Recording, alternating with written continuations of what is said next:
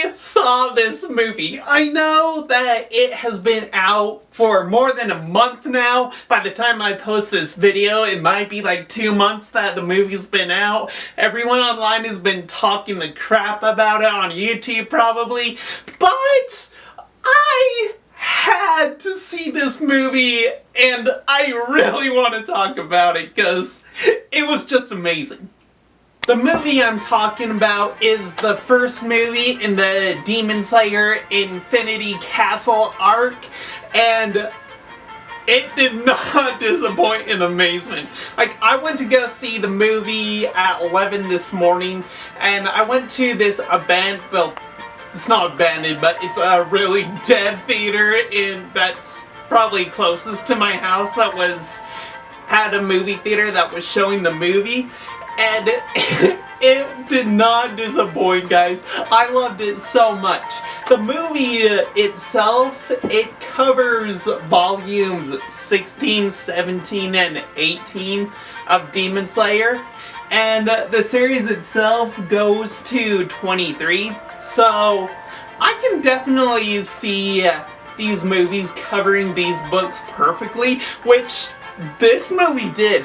Even the background of these characters, it covered perfectly. I was afraid of them rushing the movie to get through the background of these characters, but it didn't. It took its sweet time just going through what these characters go through, which was part of the magic that made this movie amazing. So, without further ado, let's get more into what made Infinity Castle so great.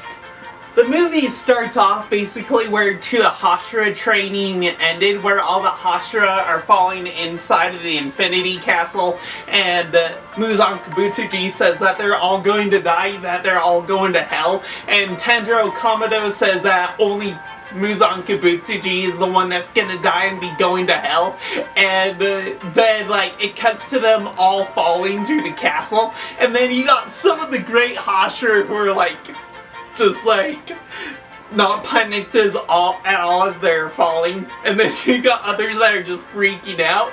And I always wondered why the Kasugai crows how they got inside the castle, like what part, like what's the significance of them being in the castle? I'm gonna talk about that later, but it turns out they actually did have a big role to play, which is kind of cool. What I loved about this is that for most of the Hashira, they team up to take on these demons. Like Tanjiro, he lands in this one part of the castle where he teams up with the water Hashira Giyu, and it's so cool to see Tanjiro and Giyu fight at the same time, to both use their water bending technique or water breathing technique. It's so cool. And it does not skip at comedies at some points too. Like to see Tanjiro and Giyu fight off these lower ranked demons that are inside the Infinity Castle that Muzan Kibutsuji released just to wear the Hashira down. It's so cool to see Tanjiro and Giyu take them out, but at the end Tanjiro's just like, oh, he is so cool. I'm never gonna be as cool as Giyu. It's awesome. You also got Tokido and the Stone Hashira. They're teaming up, taking on these other lower ranked demons. And then you got the Serpent Hashira and the Love Hashira. Personally, I'm not a fan of the Love Hashira. I didn't even like her in the manga. She's pretty much useless in the anime adaptation, but I love the Serpent Hashira. I wish he had been more in the series, like the anime series and the manga series, than he actually was, because he's really cool. It's really cool to see his serpent breathing with his sword. The way he fights is really cool.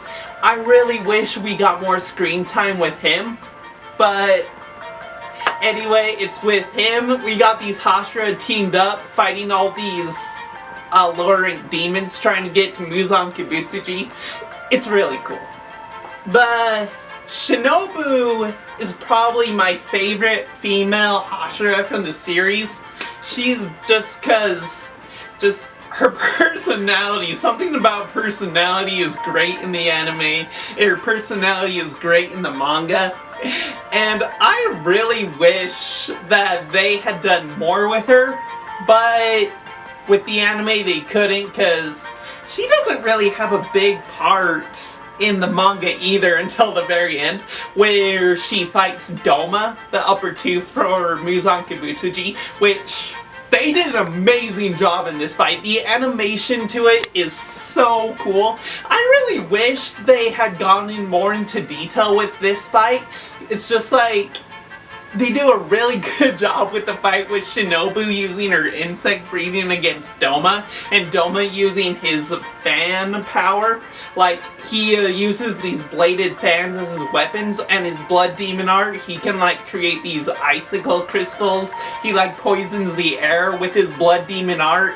So Shinobu is dying at the same time that she's fighting him, but she's spent years using poison on demons, trying to defeat them, and she's using all these different poisons on Doma. If you never read the manga, you know how it's gonna turn out. But if you're the anime only, I'm not gonna give any spoilers to that. But it's kind of cool anyway to see those two fight, Shinobu and Doma. Like I said earlier, I too wish that we had gotten a longer fight between the two of them. But it was really cool to see Shinobu finally take on Doma. We get the side story of Shinobu trying to avenge her sister who was killed by Doma. And then we get Doma's backstory of how when he was a kid, he's born with rainbow eyes and gray hair. His parents started a cult because they thought they were just these great people chosen by God to have Doma be born to them, a sinless child, and Doma just went along with it. It's just so cool to see these two characters' backgrounds, and their fighting is just fun to see. Like I said earlier with Shinobu's insect battle against Doma's blood demon art, it's really fun to watch, and I just wish they hadn't killed her off early as she did. I know in the manga she dies pretty soon in the Infinity Castle arc, but it's like almost 10 minutes into the movie and they kill this character off. It's like, why?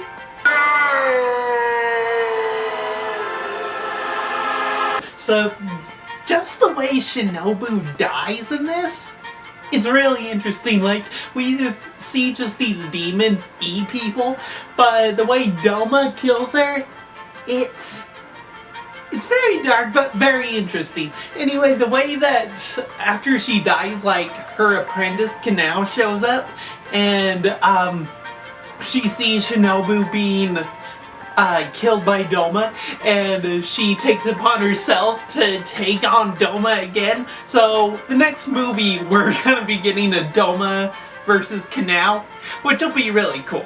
Plus, Kanao also fights with Inosuke, and if you read the manga, you know the history of Inosuke's mother with Doma. I'm not gonna go into spoilers with it, but it's gonna be pretty cool to see Doma versus Kanao and Inosuke. I'm just saying, that's gonna be cool. Anyway, we get the story of Zenitzu. We finally find out what was in the letter. Like, if you read the manga, again, you know what was already in the letter. But in the movie, it's explained what was in the letter. Apparently, like, this other apprentice that Zenitsu's grandpa was training, his name was Kaigaku, and to be stronger, he joined the side of the demons. He became an upper rank 6 demon, and it was so cool. This fight is amazing to see these two thunder breathing apprentices, one light, one dark, these two fighting against each other. It was really cool to see. Plus, as Zenitsu, he creates his own final form of what the thunder breathing, and it just the way these two fight, how they're dodging, how they're clashing swords, the animation to it is amazing, the music to it, it's really cool. I really loved watching this fight.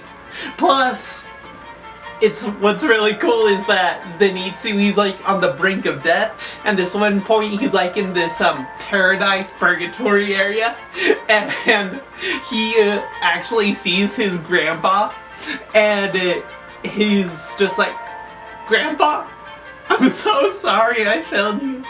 I just wanted to make you so proud of me." And the grandpa's just like, "Zenitzu, I've always been proud of you." And it's awesome just to see the whole fight, what happens in the movie to the grandpa, what happened. You can totally see why Zenitsu's out for revenge against this former student turn upper rank 6 demon. It's super dope. And for probably the last hour, it's all about Akaza.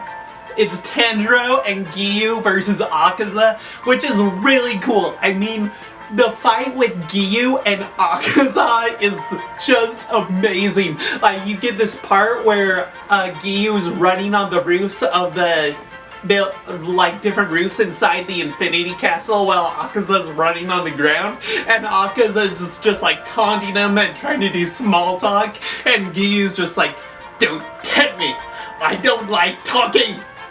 And Akaza's just like, "Well, too bad, because I love it." And just their fights is so cool. The way that their fight is animated with Akaza's fighting style and Giyu's water breathing technique, super cool to watch. And then there's parts where Tanjiro, he uses his Hinokami Kagura to attack Akaza.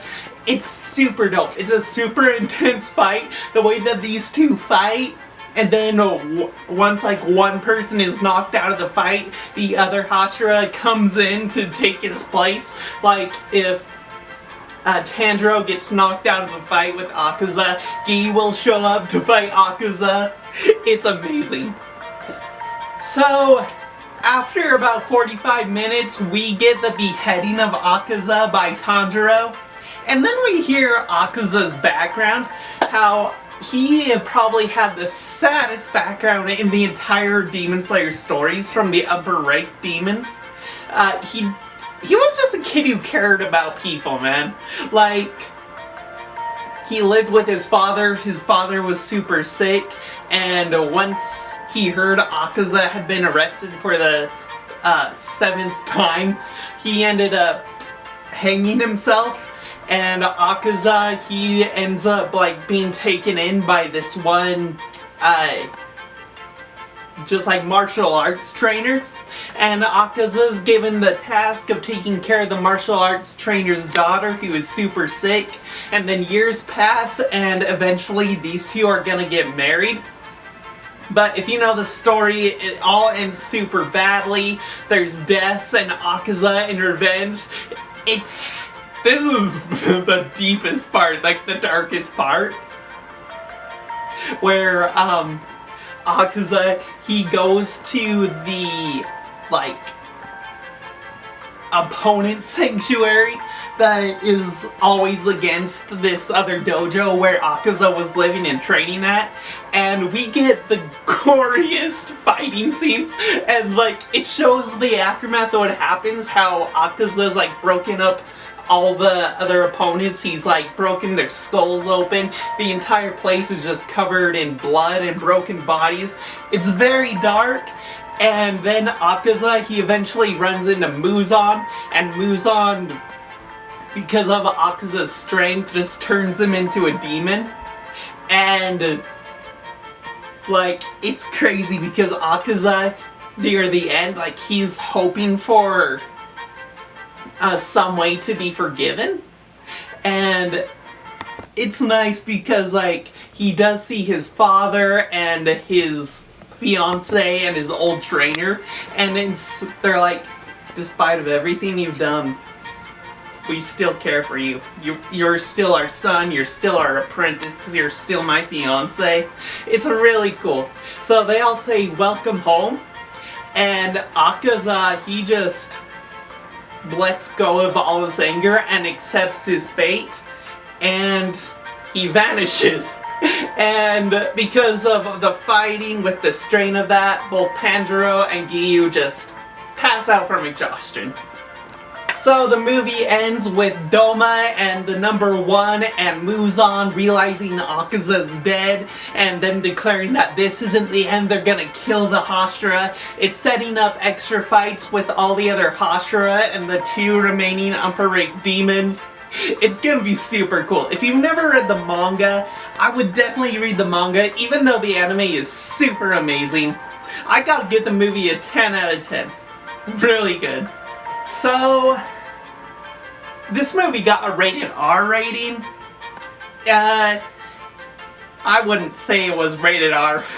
Like, when I first got there, there was no one in the theaters, and like 10 minutes before the movie started, like 20 people showed up, and half of them were like 9, 10-year-olds. Well, like, it was a family with like a bunch of kids.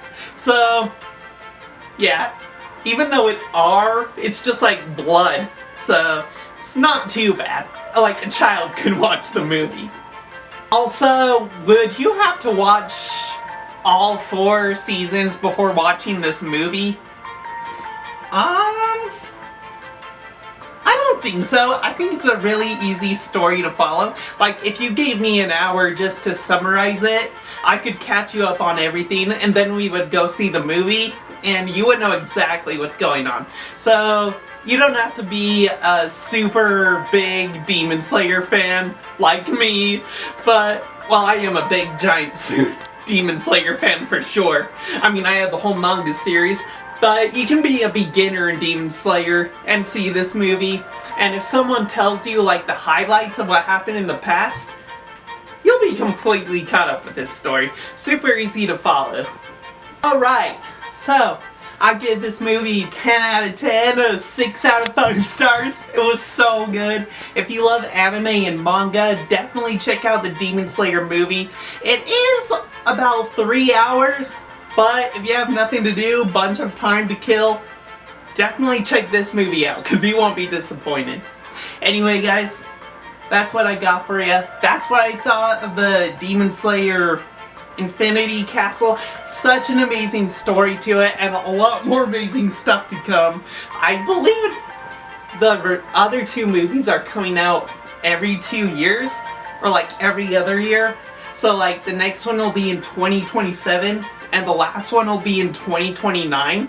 So that means that I'm gonna be 33 when the last movie comes out. That's crazy. Anyway, if you like this video, please give the video a thumbs up. I would really appreciate it. And yeah, we'll see you next time.